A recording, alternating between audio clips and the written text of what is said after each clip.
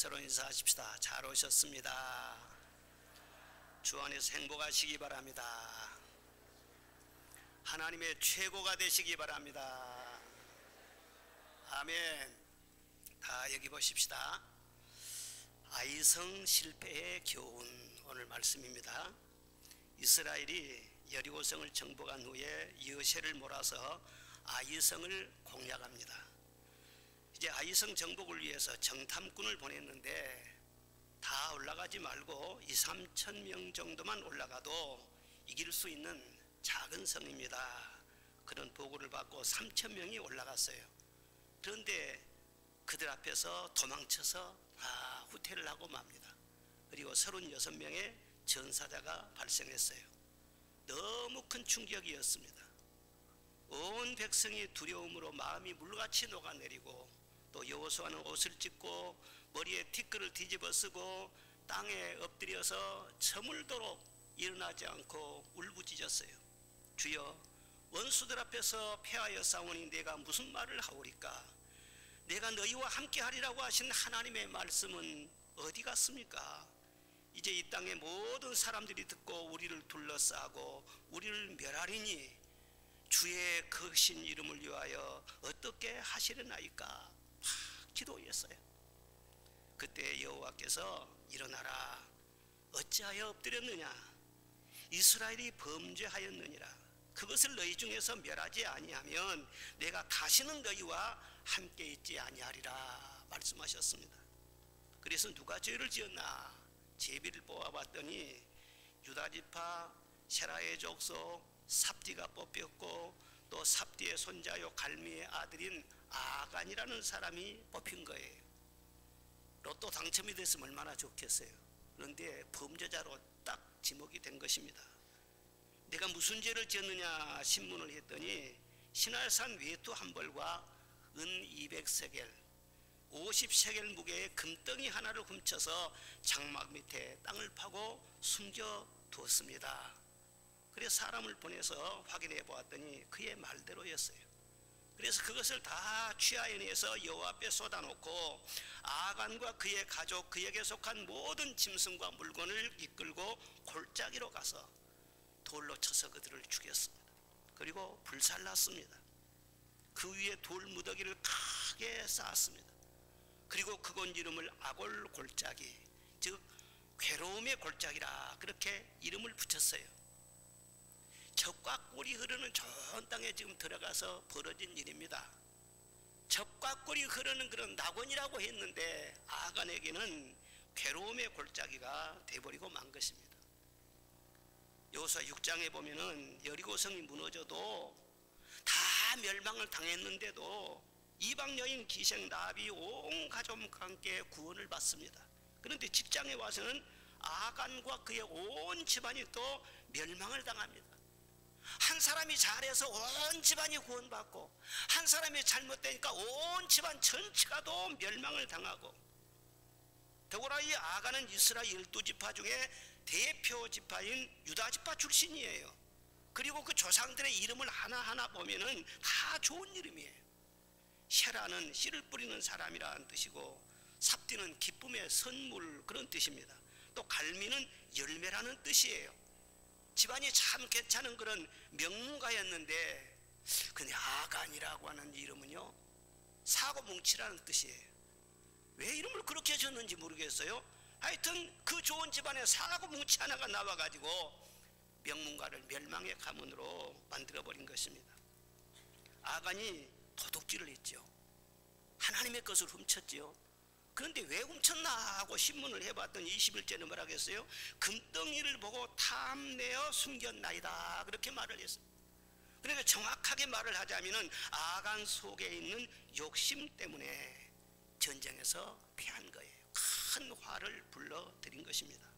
오늘날도 그렇습니다. 무엇이라든지 욕심에 눈이 가리면은 실패하기 마련입니다. 사업을 해도 욕심을 너무 내다 보면은요 그거 온전히 사업이 안 돼요. 망조가 듭니다. 운동을 해도 너무 무리하게 막 욕심을 내서 하다 보면은 오히려 몸을 상하게 되는 거예요. 학생이 공부를 해도, 남녀가 연애를 해도 순수한 마음으로 그렇게 해야지 뭔가를 노리고 욕심을 품고 그러면은 좋은 결과를 얻을 수가 없는 것입니다. 오늘 말씀에 아간을 그대로 두고는 다시는 내가 너희와 함께하지 않겠다. 아간의 이 욕심을 제하지 않으면 하나님이 함께하시지 않는데요. 하나님이 함께하시면은 여리고 같은 강한 성도 능히 정복할 수가 있어요. 그런데 하나님이 함께하지 않으면은 아이성처럼 조그마한 성도 패배할 수밖에 없어요. 우리 인생 살면서 문제가 크고 작고 그것이 문제가 아닙니다. 병이 있으면 큰 병이냐 작은 병이냐 그것이 큰 문제가 안 되는 거예요. 내 앞에 어떤 어려운 일이 있습니다. 해결해야 할 일이 있습니다. 아무리 큰 일이라고 할지라도 그게 문제가 아니라 열쇠는 하나님이 함께 하시느냐 거기에 달려있는 거예요. 아무리 어려운 일이 있고 내 앞에 산이 버티고 있다고 할지라도 하나님이 함께 하시면 산도 옮겨질 줄로 믿습니다. 홍해도 갈라질 줄로 믿습니다. 그런데 언제 하나님이 함께 하십니까? 우리 중심에 계셔야죠. 하나님이 그리 함께 하시죠. 그런데 탐심은 우상 숭배라고 했어요. 탐심이 내 속에 들어있으면 우상이 들어있는 거예요. 그 우상이 들어있는데 하나님이 거기에 낄 수가 있겠습니까? 그래서 우리 마음속에 탐심 이것을 물리쳐야 되는데 누구든지 다 욕심은 있는 거예요. 그 욕심이 다 자라게 돼 있어요. 근데 욕심을 잘 다스리고 항상 우리 하나님이 우리 중심 보좌에 함께 하려면 어떻게 해야 되느냐? 첫째는 은혜를 잊지 말라는 거예요. 뭘 잊지 말라고요? 절대 은혜를 잊지 말라는 거예요. 여리고성이 무너진 폐허를 보면서 사람들은 야 하나님의 권능이 대단하구나, 말씀의 능력이 참으로 놀랍구나, 이스라엘을 위해서 대적을 멸망시킨 그 놀라운 기적의 현장, 그걸 보면서 찬송이 저절로 막 터져나오지 않겠습니까? 그런데 그 아간은 권능의 현장에 있으면서도 하나님이 행하신 그 놀라운 일을 지금 보면서도 하나님을 잊어버리는 거예요. 그리고 금덩이밖에는 보이지 않는 것입니다. 여러분, 은혜를 잊어버리면 눈이 어둡게 되어버려요. 그래서 성경 말씀에 은혜를 잊지 말라, 그 말씀이 여러 번 나옵니다. 욥기 31장에도 그대는 하나님께서 하신 일을 기억하고 잊지 말지니라 그랬어요. 시편에도 보면은 내 영혼아 여호와를 송축하며 그의 모든 은택을 잊지 말지어다 말씀을 하십니다. 사람의 뇌는요 기억도 하고 망각도 하는 그런 기능이 있습니다. 그런데 어떤 사건을 오래오래 기억해요. 그런 기억력이 있는가 하면은 또 나이가 들면은 건망증이 생기기도 하잖아요. 전화번호를 알았는데 잊어버려요. 또 나이가 점점 들면은 사람 이름이 잘 생각나지 않는다는 거예요. 그래서 참 힘들다는 그런 말을 종종 들어요. 어떤 데는 말이죠, 분명히 얼굴을 봤는데 얼굴도 생각이 나지 않는 거예요. 그런데 뭐 남들이야 뭐 이름도 잊어버리고 얼굴도 잊을 수 있고 뭐 그렇다고 보더라도 자기 아내를 두고요 알아보지 못한다. 뉘시더라.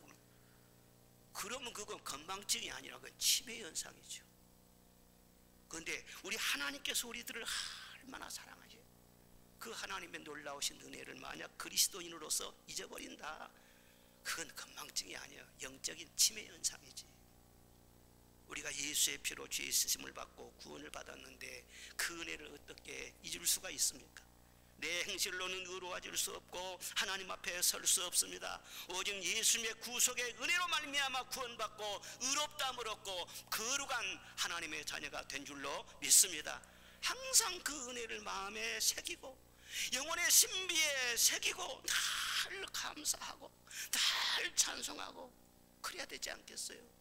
내가 지금 사는 곳 주님의 크신 은혜요, 주를 믿게 된 것은 더욱 크신 은혜라. 은혜가 많아요. 그러나 주를 믿게 된 것이 더욱 큰 은혜인 줄로 믿습니다. 그리고 주를 믿는 하나님의 자녀들, 한순간도 하나님께서는 눈을 떼지 않으시고 늘 살피시고 늘 보호하시고 인도하시는 것입니다. 이사야 45장에 보면은 여인이 자기 태에서 낳은 아들을 혹시 잊을지라도 나는 너를 잊지 아니하리라 말씀을 하셨어요. 베드로후서에서는 사랑하는 자들아 죽기는 하루가 천년 같고 천년이 하루 같은 이 한 가지를 잊지 말라 그랬어요. 하나님의 사랑과 은혜는 천년이 가도 변함이 없다는 것입니다. 저 바닷물이 다 마른다고 할지라도 하나님의 은혜는 다함이 없다고 하는 것입니다. 지금까지 우리가 살아온 것도 우리 힘으로 산 것이 아닌 줄로 믿습니다. 순간순간 다 하나님이 돌봐주셨어요. 내가 알든 모르든 하나님은 늘 나와 함께 계셨어요. 내가 평탄한 길을 갈 때 푸른 초장으로 실만한 물가로 나를 인도하여 주시고, 사망이 음침한 골짜기로 다닐 때는 주의 지팡이와 막대기로 나를 보호하여 주시고, 때로는 걷기 힘들고 길이 위험할 때는 나를 업고 가시기도 하시고, 그래서 오늘날 내가 여기에 있는 줄로 믿습니다. 내 힘으로 산 것이 절대 아닙니다. 교만한 생각을 해서는 안 되는 것입니다. 우리 인간은 다 외로워요. 그래서 외로움을 달래줄 어떤 위로자를 많이 찾고 있어요. 그런데 아무리 위로를 구해도 그 누구도 나의 마음을 진정으로 알아주고 풀어줄 그런 사람은 없어요. 나를 낳아서 길러주신 어머니도 항상 나를 품어줄 수 없어. 내 아내도 내 남편도 참 평안을 주지를 못해요. 저 아름다운 해변의 휴양지나 또 좋은 호텔에 가서 푹 쉬고 오면 될 것이다 그랬는데, 호텔에 푹 쉬어도 마음의 짐과 외로움을 떨쳐버릴 수는 없어요. 친구들 만나서 수다를 떨면 될까? 저도 친구를 사귀기도 하고 주변에 친구도 있지만 아무리 가까운 친구라도 할 얘기가 있고 해서는 안 될 얘기가 있는 거예요. 내 마음속에 모든 것을 다 털어내놔도 모든 것을 다 받아줄 수 있는 분, 내 마음속에 모든 것을 다 알아도 다 이해하여 주시고 나를 품어주실 수 있는 분, 그분은 주 예수님밖에 없는 줄로 믿습니다. 내 모습 이대로를 받아주실 분, 나의 빈잔을 채워주실 분, 내 아픈 마음을 어루만져 주시고 싸매어 주실 분, 그렇죠, 주님밖에 없죠. 그 은혜를 잊어서는 안 되는 거예요. 그래서 우리는 늘 입에서 주여 주여가 자꾸 나와야 되는 거예요. 주님 주님 주님이 나와야 그건 정상인 거예요. 우리가 지금 건강을 이만큼 지키고 있는 것도 하나님께서 돌봐주시기 때문이잖아요. 건강 때문에 염려들을 많이 하지만 누가 건강을 돌봐줍니까? 아무리 내가 조심한다고 해서 건강식을 먹은다고 해서 꼭 건강한 것은 아니에요. 좋은 의사를 만난다고 해서 의사 선생님 내 건강을 다 책임져 줄 것도 아닌 거예요. 16세기에 프랑스의 암브로스 파레라고 하는 유명한 외과 의사가 있었습니다. 그런데 그 의사가 한평생 많은 환자들을 돌보면서 죽음의 위기에 빠진 사람들을 살렸다고 하는 것입니다. 그런데 그는 치료를 한 다음에 언제나 입버릇처럼 그런 말을 했대요. 그래서 그분이 세상을 떠난 후에 묘비에다 그 말을 새겨놨습니다. 나는 상처를 싸매어 줄 뿐이다. 상처를 고쳐주시는 이는 하나님이시다. 그 글을 딱 새겼다는 거예요. 그래서 많은 사람들이 그 묘비를 읽으면서 생각을 하게 됐다. 여러분, 이만큼 우리가 건강을 지키고 산 것이 우리의 주치 대신 우리 하나님의 치료하심이시고 하나님의 돌봐주심인 줄로 믿습니다. 우리 집사님이 한 분이요, 지난 주간에 수술을 했는데 10시간 수술을 한다고 했어요. 그래서 10시간? 얼마나 마음이 부담스러워가지고 금요일 저녁에 우리가 막 합심기도도 하고 있지 않습니까? 문자를 보냈는데 받고 문자 보내는 그런 상황도 아니죠. 그래서 마음 졸였어요. 회복이 잘 되고 있나? 그런데 어제 저녁에 직접 그 박 집사님이요 문자를 보낸 거예요.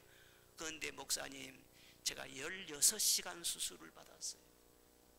16시간 16시간이요? 제가 뭐라고 문자 보낸 줄 아세요? 집사님은 부활했습니다. 죽다 살아난 거예요. 부활의 능력이 함께하고 있기 때문에 잘 회복되고 앞으로도 하나님이 강건하게 하실 줄로 믿습니다. 그렇게 내가 축복을 해줬어요. 16시간 수술을 하고도 끄떡없이 잘 회복되고 있다? 그건 놀라운 것이죠. 그런데 그보다 더 놀라운 것은 그런 수술을 받을 필요 없는 것이 놀라운 거예요. 꼭 그렇게 죽다 살아나야 그 은혜입니까?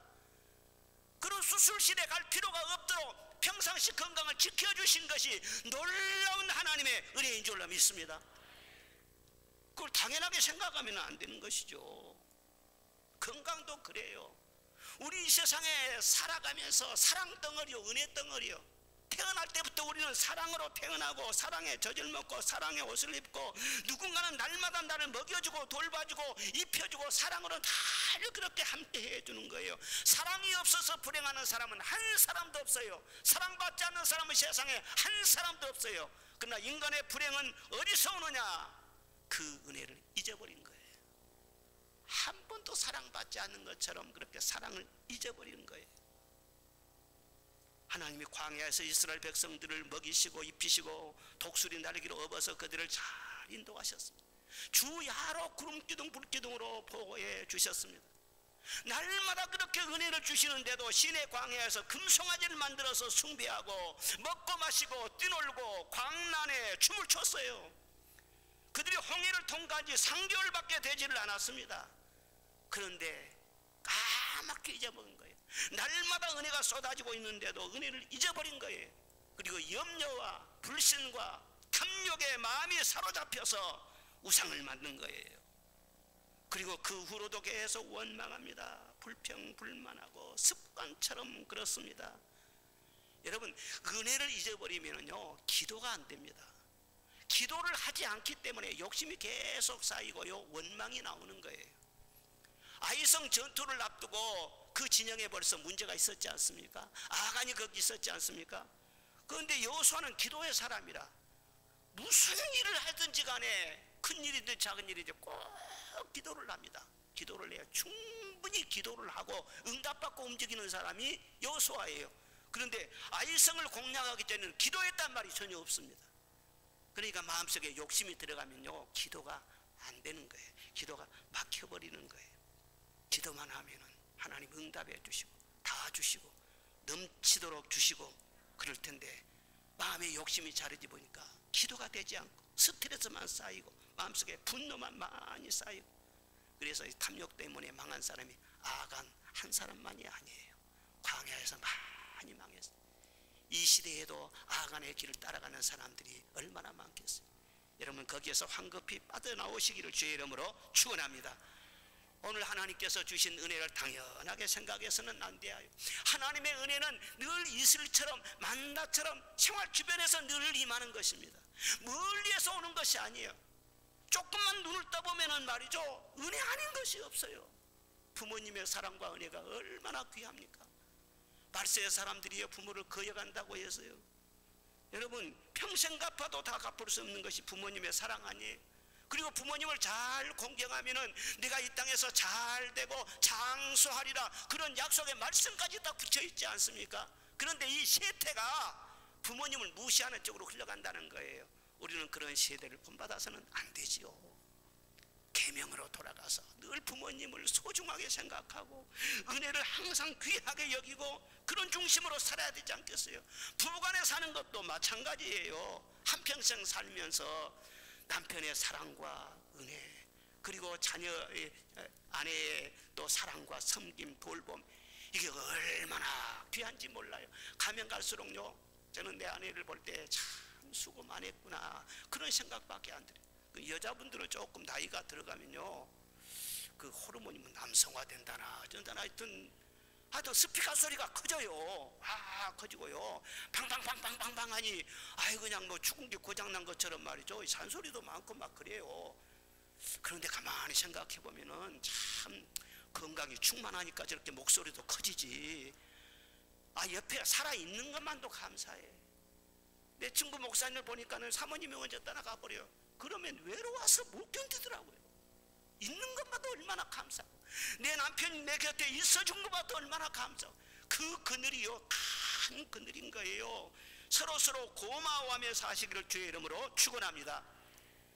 출애굽기 33장에 보면은 하나님은 은혜를 베풀 자에게 은혜를 베풀고 긍휼히 여길 자에게 긍휼을 베푸느니라 말씀을 하셨어요. 은혜를 누구에게 베풉니까? 은혜를 잊지 않고 늘 감사하며 간직하는 자에게 은혜 위에 은혜를 더하여 주신 줄로 믿습니다. 세상에 욕심 없는 사람이 누가 있겠어요? 다 욕심은 있어요. 그런데 늘 은혜에 감사하고 살면은 욕심이 자라나지를 못하는 거예요. 은혜가 자리 잡게 되는 거예요. 그래서 하나님이 함께 하셔서 아이성도 이기게 하여 주시고 여리고성도 이기게 하여 주시고 형통하게 하실 줄로 믿습니다. 그리고 둘째로는 하나님께 영광을 돌리라는 거예요. 뭘 돌리라고요? 영광을 하나님께 돌리라는 거예요. 오늘 6장 18절에 보면은 너희는 온전히 바치고 그 바친 물건에 손대지 말라, 그런 말씀이 있습니다. 즉 여리고에서 취한 노획물을 전부 온전히 다 바쳐라, 여호와의 곳간에 드리고 너는 아무것도 손대지 말라 말씀하셨어요. 이 여리고는 가나안의 첫 성인 것입니다. 그러니까 첫 열매예요. 내가 100% 하나님의 은혜로 얻었다, 네가 전쟁에서 그 성을 취한 것이 아니라 하나님의 말씀의 능력으로 네가 그 성을 얻었지 않느냐. 100% 은혜였으므로 100% 하나님께 영광을 돌려라, 다 바치라는 거예요. 사실 하나님께서 이스라엘 백성들을 사랑하셔서 그 언약대로 가나안 땅을 주셨지만, 그러나 하나님의 영광을 위해 주신 것이 더 강합니다. 하나님은 굉장히 독점하기를 좋아하세요. 하나님이 하실 일을 다 하신 다음에 나에게 영광 돌리라고 말씀을 하십니다. 절대로 그 영광은 남에게 양보를 하지 않습니다. 그 누구도 스스로를 높이고 하나님 영광을 가로채는 것을 용납하지를 않습니다. 그래서 이사야 42장에 나는 내 영광을 다른 자에게, 내 찬송을 우상에게 주지 않는다 그랬어요. 영광은 온전히 하나님께만 돌려야 한다는 거예요. 또 이 백성이 나를 위해서 지었나니 나의 찬송을 부르게 하려 함이니라. 왜 우리를 세상에 보내셨습니까? 하나님께 영광 돌리고 찬송하게 하기 위해서 우리를 보내셨다는 거예요. 에베소 1장에 창세전에 그리스도 안에서 우리를 택하사 자기 아들들이 되게 하셨으니 이는 그의 영광을 찬송하게 하려는 것이니라 말씀하셨어요. 우리가 세상에 태어나서 사는 목적도, 예수 이름으로 구원받은 이유도 하나님께 영광 돌리게 하기 위해서라는 것을 잊지 마시기를 바랍니다. 그러므로 바울 사도는 말을 해요. 그런즉 너희가 먹든지 마시든지 무엇을 하든지 다 하나님의 영광을 위하여 하라. 하나님의 영광을 위해 살고자 하는 마음이 100% 우리 마음에 꽉 차야 된다는 거예요. 그게 성령 충만인 거예요. 우리가 이 세상에 인간으로 살잖아요. 먹어야 돼요. 일도 해야 돼요. 공부도 해야 돼요. 결혼도 해요. 그러나 무엇을 하든지 다 하나님의 영광을 위해서 살아라. 살든지 죽든지 하나님의 영광을 위해서 살아, 그렇게 말씀하고 있는 것입니다. 결혼을 왜 해야 돼요? 그걸 물어보세요. 몰라서 물어보세요. 나 행복하기 위해서 결혼하지, 아니라는 거예요. 내 행복 위해서 결혼하는 것이 아니라 하나님의 영광을 위해서 결혼하는 거예요. 행복은 하나님이 주신다는 거예요.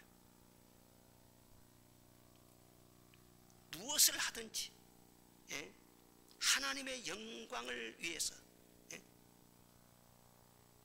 왜 우리가 살아요? 살든지 죽든지 하나님 영광이라고 했지 않습니까?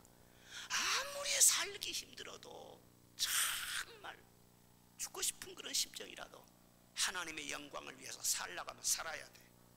죽으면 안 되는 거예요.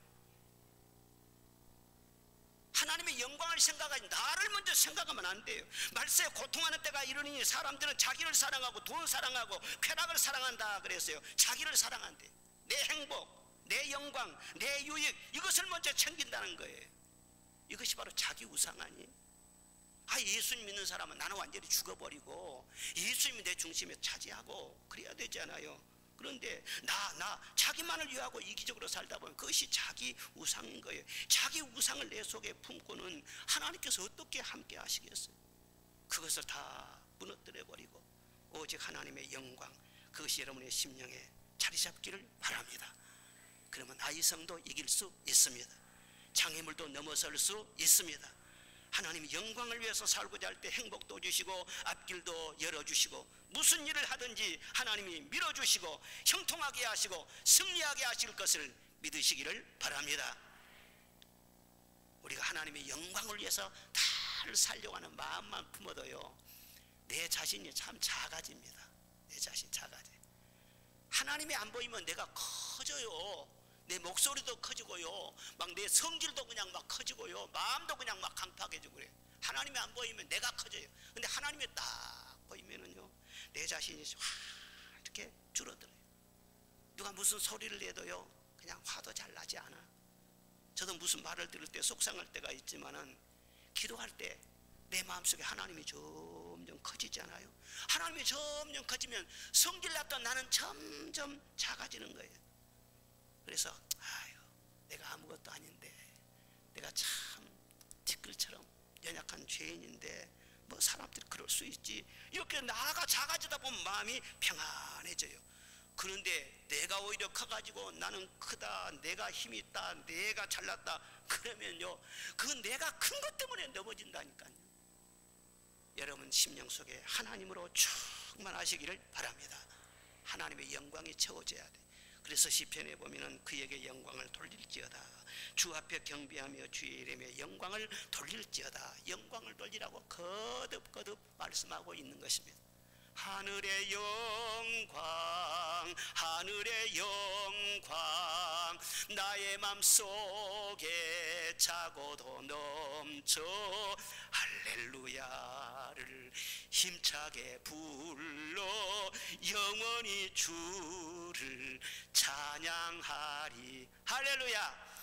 하나님의 영광이 충만하면은 우리가 땅에 살면서도요, 이 땅의 복이 충만하게 될 줄로 믿습니다. 솔로몬 왕이 기브온 산당에 올라가서 일천 번제를 바치며 하나님을 영화롭게 했습니다. 그때 하나님이 너무 기쁘셔가지고 내가 너에게 무엇을 줄꼬 물으셨습니다.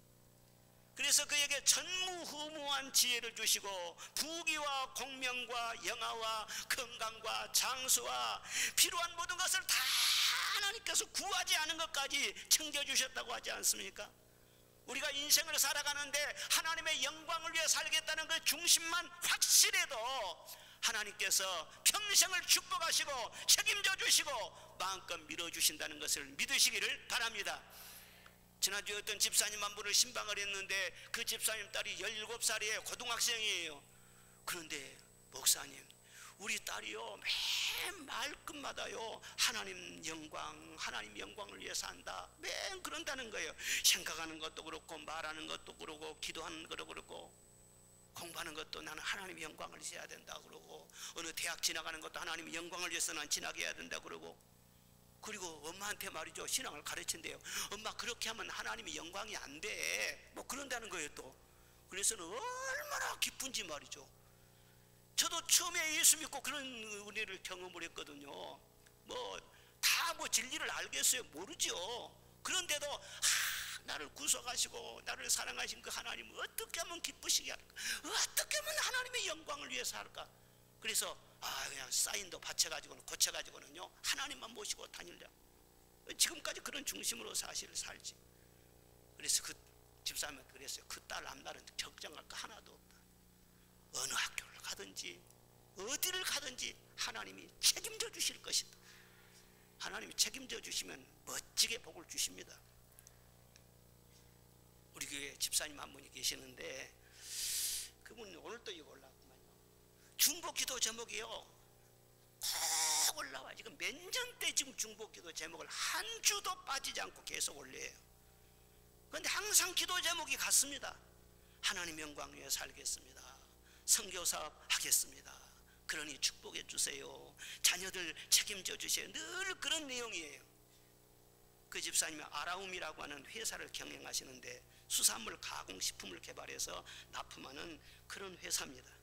그래서 지난 주간에 생산 라인을 증설해서 제가 감사 예배를 드리고 왔어요. 또 베트남에도 공장이 있습니다. 그런데 사업이 어디 쉽습니까? 요즘같이 어려운 때 어려운 고비가 참 많았다는 거예요.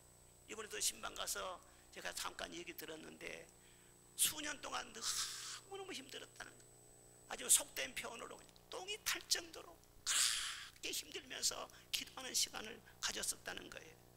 그런 어려운 고비가 많이 있었는데 아니 수년 동안 기도하면서 개발한 상품이 요즘에는요 아주 히트 상품이 되는 거예요. 그래서 얼마나 또 잘 팔리는지 물량에 딸려서 막 대주지 못할 정도로, 그래서 생산 라인을 증설했다니까요. 지금 코스트코에 납품을 하고 있는데 2월 중으로 미국 코스트코에 곧 납품이 진행된다고 합니다. 그래서 이것은 우리 전라남 도에서도 경사다 그래가지고 도지사님이 또 내려오셔가지고 무슨 뭐 기념식을 한다나, 예, 그때 제가 한번 또 가야 될 것 같아요. 세상 말로 참 대박이 터진 것이죠. 수년 동안 캄캄하게 앞길이 보이지 않는 그럴 때도 하나님 영광 위에 살겠습니다. 기도하고 그러더니 이제 하나님이 축복의 문을 열어주시는구나. 제가 그 말씀을 들으면서 얼마나 감사했는지 몰라요. 시편 115편 17절에 죽은 자들은 여호와를 찬양하지 못하나니 적막한 데 내려가는 자는 아무도 찬양하지 못하리로다 그랬어요. 죽은 자는 하나님을 찬양하지 못한대. 왜 우리가 살아야 돼요? 찬양하기 위해서 살아야 돼요. 하나님의 영광을 위해서 살아야 되는 거예요. 왜 그리스도인들이 성공해야 돼요? 왜 축복을 받아야 돼요? 왜 잘 나가야 돼요? 하나님의 영광을 위해서. 하나님의 영광을 위해서. 망하면 아예 영광이 안 되잖아요. 물론 그 다음도 있겠지만은 왜 교회가 붕대야 돼요? 여러분 가정이 화목해야 돼요? 하나님의 영광을 위해서. 할렐루야. 하나님을 높여드리기 위해서 그 중심만 딱 잡고 살아도요 하나님이 모든 매사에 함께 하십니다. 이기게 하여 주시는 겁니다. 마지막 세 번째는 큰 꿈을 꾸라는 거예요. 뭘 꾸라고요? 큰 꿈을 꾸래요. 아가는 앞에 있는 금덩이만 볼 것이 아니라 앞으로 주실 기업을 바라봤어야 했습니다. 하나님께서 주실 땅이 이제 앞에 쫙 열려 있잖아요. 너희가 젖과 꿀이 흐르는 이 가나안 땅에 들어가면 너희가 짓지 않는 집에서 살게 되고 파지 않은 우물에서 물을 마시게 될 것이고 내가 심지 않은 과목에서 열매를 따먹고 그 땅 원주민들이 너희를 위해서 물 깃고 나무 패고 챙기질하고 농사짓는 너희의 종이 될 것이다. 그 땅을 내가 아름답게 하리라. 전염병도 없고 전쟁도 없고 기근도 없고 재앙도 없는 그런 화평의 땅으로 만들어 줄 것이다. 여러 번 약속하셨어요. 즉 앞으로 받을 축복이 무궁무진하게 있다는 것입니다. 사람들이야 주겠다고 약속을 해놓고 책임지지 못할 그런 일들이 많지만 하나님은 한번 약속하시면 천대가 가도 반드시 이루시는 하나님이신 줄로 믿습니다.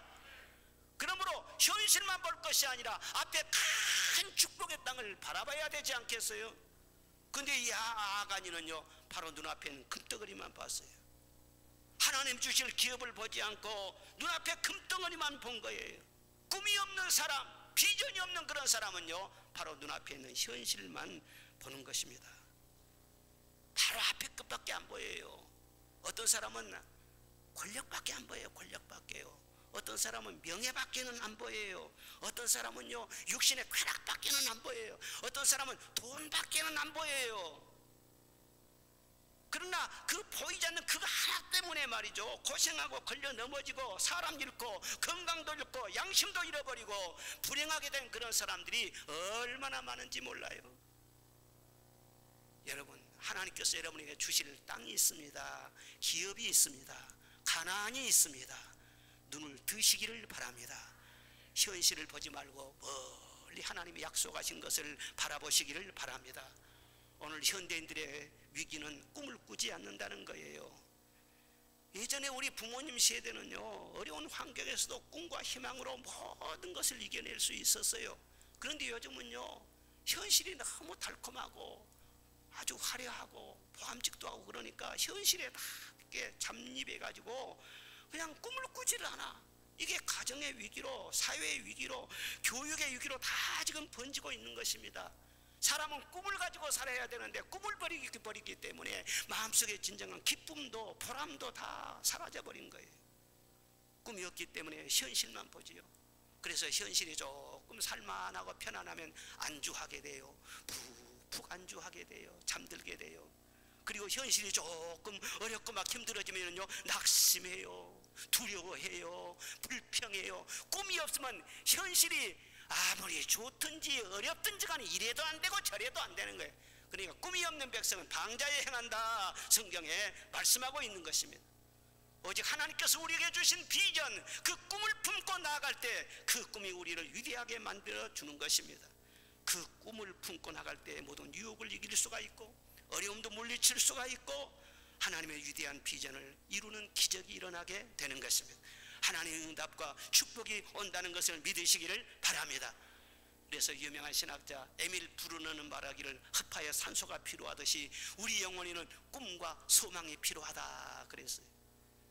여러분, 꿈이 있는 부모가 되고 꿈이 있는 남편이 되고 꿈이 있는 아내가 되고 꿈이 있는 자녀가 되시기를 주의 이름으로 축원합니다. 그리고 서로서로 꿈을 격려해 주는 사람이 되시기를 주의 이름으로 축원합니다. 링컨은 말하기를 오늘의 나는 어머니가 있었기 때문에 가능했다. 나는 어머니로부터 꿈꾸는 것을 배웠고 어떤 역경 속에서도 끝까지 그 꿈을 포기하는 것을 배웠다 그랬어요. 루즈벨트 대통령은 아내의 꿈 때문에 대통령을 4번이나 할 수 있었다 그렇게 고백을 했어요. 루즈벨트 대통령은 소아마비 장애인 아닙니까? 휠체어 타고 다니면서 정상회담을 했어요. 그런 장애인인데 아내가 말이죠, 다 옆에서 격려해 주는 거예요. 당신은 할 수 있다고, 당신은 잘 될 것이라고, 누구보다도 뛰어나게 대통령직을 잘 수행할 거라고 말로 계속 격려를 주는 거예요. 그 격려에 힘입어서 4번이나 대통령을 했다는 거예요. 여러분, 아내의 말 한마디가 남편을 키우기도 하고요, 주저앉히기도 하고요, 그렇습니다. 당신은 안 돼, 당신은 조심해야 돼. 자꾸 그렇게 하면 남편을 막 주저앉혀버려. 얼마나 힘든지 몰라, 말 한마디 때문에. 당신은 할 수 있어, 당신은 조력이 있는 사람이요, 하나님이 함께하고 있잖아, 내가 기도로 밀고 있잖아. 얼마나 말이 좋아요. 아멘 좀 하십시오. 따라합시다. 당신은 할 수 있어요, 당신은 능력이 있어요, 잘 될 거예요. 꿈을 격려해 주는 사람이 돼야 된다니까요. 자녀들한테도 말이죠, 절대로 부정적인 말을 하면 안 돼요. 에이, 자꾸 생긴 것이 지게비만 닮았고, 이런 식으로 해버리면요 복잡한 거예요. 예? 다 개성 있게 태어났는데 너는 그 속에 하나님이 계셔, 성령이 함께 하셔. 너는 너가 아빠보다 더 큰 일 할 거야. 자꾸 꿈을 심어주면은요 애들이 함부로 방탕합니까? 청소년들이 함부로 술 마시고 말이죠 막 그냥 삐쩍삐쩍하고 돌아다닙니까? 꿈을 심어놓으면은요 스스로 자기 관리를 할 수도 있는 거예요. 성령이 임하시면은 꿈을 꾸게 하고 환상을 보게 하고 애언하게 한다 그랬어요. 여기서 말한 꿈이라는 것은 내가 인간적으로 품는 야망을 말한 것이 아닙니다. 늘 성령 충만하고 하나님을 경외하는 자에게 하나님께서 꿈을 잉태하게 하시는 것입니다. 나도 모르는 순간에 막 꿈을 심어주는 거예요. 그 성령으로 주신 꿈이에요. 그 꿈을 붙잡고 열심히 살아가다 보면은요 10년 뒤에, 20년 뒤에, 30년 뒤에 아이고 그 전에 그 꿈이 다 이루어졌네. 제가 언제 한번 간증했잖아요. 제가 전도사에 처음에 25살 먹었을 때 전도사로 부임해 가는데 꿈을 보여주시는데 엄청난 교회를 보여주시고 그 속에 엄청나게 많은 사람들이 모여가지고 예배드리고 막 병자가 낫고 은혜 받는 그런 모습을 보여주는 거예요. 그래서 나는 그 교회, 법성 동부교회라는 그 교회가 그렇게 될 줄 알았어요. 그래가지고 교회에 진일하고 그렇게 뼈아프게 막 고생도 하고 그런데 아무리 해도 꿈이 안 이루어지네. 그래서 마지막으로 이제 다른 데서 부목으로 오라고 해가지고는 제가 가려고 하는데 아니 안 돼, 나는 지금 꿈을 이루어야지, 지금 부목으로 갈 때가 아니야, 내가 꿈을 이루어야 돼. 열심히 신방도 하고 막 설교도 막 그냥 열심히 하고. 그런데 꿈을 꿨는데 하나님께서 가라가더라. 그래서는 꼭 꿈을 이루어야 되는데, 그리고는 이제 부목으로 와서는 열심히 일을 하면서는요 꿈을 잊어버렸어요. 생각도 나지 않아요. 그리고 열심히 그냥 좀 산 거예요. 그래서 30년 뒤에 이 성전 딱 건축할 때 말이죠, 입당식을 하는데 밖에서 성전을 딱 돌아보는데 딱 성령께서 말씀하시는 거예요. 이 30년 전에 꾸었던 꿈이 이루어졌지 않느냐. 깜짝 놀래버렸어요. 나는 잊어버렸다니까. 그런데 하나님은 잊지 않으신 거예요. 성령으로 주신 꿈은 그렇습니다. 그 꿈이 여러분을 만듭니다. 이기게 합니다. 그러니까 성령을 사모해야 돼요. 자녀들한테도요 똑같이 은혜를 받게 해야 돼. 성령 임해가지고 성령이 꿈을 주시면 그 꿈이 그들을 이끌고 나가신다니까요. 할렐루야. 그리고 꿈이 있는 그런 사람은요 현실에 안주하지 않습니다. 버릴 때는 버리고 끊을 것은 끊이고 떠날 때는 떠나고 모험을 두려워하지 않습니다. 아브라함은 고향과 아비의 친척을 미련 없이 버렸잖아요. 그리고 하나님께서 지시하는 축복의 땅을 향해서 나아갔어요. 만약에 아브라함이 갈대아 우리에 그대로 머물러 있었더라면 그 인생이 어떻게 될 뻔했어요. 땅만 지키다가 아버지 가압을 물려받아서 일만 하다가 끝났을 거란 말이에요. 아버지 가압이라고 해봐야 우상을 만들어서 파는 그런 사업이었어요. 그런데 그걸 다 버리고 미련 없이 앞으로 쫙 나갔더니 믿음의 조상이라고 하는 어마어마한 축복을 받잖아요. 성경에 나오는 인물들이 다 그렇습니다. 야곱도 요셉도 꿈의 사람이었어요. 꿈을 품고 나갈 때는 물론 어려움도 많아요. 대적이 나타나서 꿈을 꺾어버리려고 공격합니다. 비난도 많이 합니다. 그러나 믿음으로 전진하고 또 전진하고 그럴 때 하나님이 함께 하셔서 모든 걸 다 이기게 하여 주시고 결과에 가서는 세상 사람들이 다 부러워하는 존귀한 사람으로 하나님이 세워주시는 줄로 믿습니다. 그러나 꿈이 없는 사람은 모험도 하지 않습니다. 누가 비난도 하지 않습니다. 그러나 발전도 없습니다. 내가 얻을 목도 없습니다. 그 길은 부끄러운 길이고 멸망의 길이에요. 우리 그리스도인들은 기본적으로 새하늘과 새 땅을 꿈꾸는 사람들 아닙니까? 새 예루살렘 성이 지금 다가오고 있다는 것을 그리워하면서 사는 사람들이 아닙니까? 여러분, 세상 모든 것은 다 지나가는 거예요. 바람처럼 지나가는 거예요. 고운 것도 명예로운 것도 부유했던 것도 즐거웠던 그런 순간들도 다 지나가 허무하기 그지없어요. 그러나 우리 앞에는 거룩한 성, 새 예루살렘 성이 다가와 있잖아요. 언제 다가와요? 먼 훗날이 아닙니다. 성큼성큼 다가오고 있습니다. 바로 앞에 와 있습니다. 그 성에 들어가서 주님과 함께 흰옷을 입고 황금 면류관 쓰고 황금길을 걸으면서 천사들의 수종을 받으면서 세세토록 왕노달 새하늘과 새 땅을 꿈꾸는 사람들이 기본적으로 그리스도인들이에요. 그 꿈을 마음속에 품으시기를 바랍니다. 그리고 현실의 어려움이 있을지라도 그 꿈을 붙잡고 소망 중에 즐거워하면서 이겨나가시기를 바랍니다. 주님이 함께 하셔서 반드시 승리하게 하실 줄로 믿습니다. 찬송가 490장을 보면은요, 주여 지난밤 내 꿈에 배웠으니 그 꿈 이루어 주옵소서. 밤과 아침에 계시로 보여주사 항상 은혜를 주옵소서. 나는 내 믿음 지키느니 인생 살다가 죽음이 꿈 같으나 오직 내 꿈은 참되리라. 저는 그 찬송이 얼마나 좋은지 몰라요. 490장 우리 1절과 3절 두 절만 한번 불러봅시다.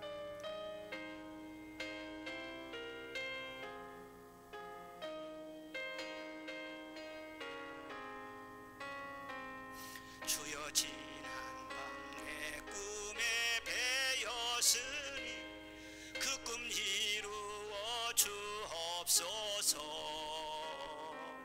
밤과 아침에 계시로 보여주사 항상 은혜를 주옵소서.